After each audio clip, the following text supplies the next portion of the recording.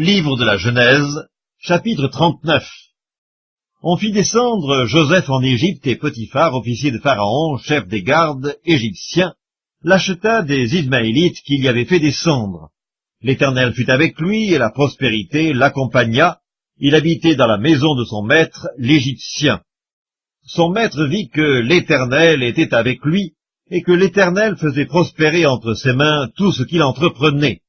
Joseph trouva grâce aux yeux de son maître, qu'il employa à son service, l'établit sur sa maison, et lui confia tout ce qu'il possédait. Dès que Potiphar l'eut établi sur sa maison et sur tout ce qu'il possédait, l'Éternel bénit la maison de l'Égyptien à cause de Joseph. Et la bénédiction de l'Éternel fut sur tout ce qui lui appartenait, soit à la maison, soit au champ. Il abandonna aux mains de Joseph tout ce qui lui appartenait, et il n'avait avec lui d'autre soin que celui de prendre sa nourriture. Or Joseph était beau de taille et beau de figure. Après ces choses, il arriva que la femme de son maître porta les yeux sur Joseph et dit « Couche avec moi ». Il refusa et dit à la femme de son maître « Voici, mon maître ne prend avec moi connaissance de rien dans la maison, et il a remis entre mes mains tout ce qui lui appartient. Il n'est pas plus grand que moi dans cette maison, et il ne m'a rien interdit, excepté toi, parce que tu es sa femme. Comment ferais-je un aussi grand mal, et pécherais-je contre Dieu ?» Quoiqu'elle parlât tous les jours à Joseph, il refusa de coucher auprès d'elle, d'être avec elle. Un jour qu'il était entré dans la maison pour faire son ouvrage, et qu'il n'y avait là aucun des gens de la maison, elle le saisit par son vêtement en disant « Couche avec moi ». Il lui laissa son vêtement dans la main et s'enfuit au dehors.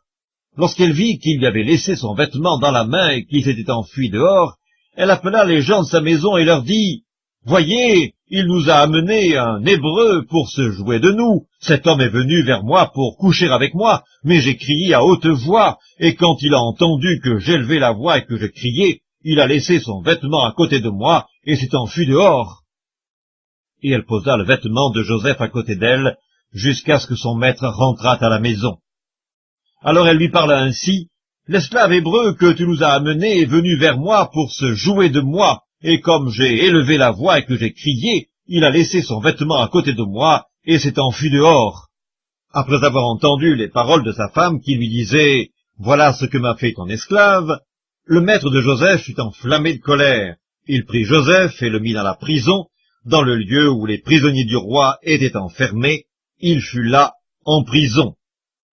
L'Éternel fut avec Joseph, et il étendit sur lui sa bonté. Il le mit en faveur aux yeux du chef de la prison, et le chef de la prison plaça sous sa surveillance tous les prisonniers qui étaient dans la prison, et rien ne s'y faisait que par lui. Le chef de la prison ne prenait aucune connaissance de ce que Joseph avait en main, parce que l'Éternel était avec lui, et l'Éternel donnait de la réussite à tout ce qu'il faisait.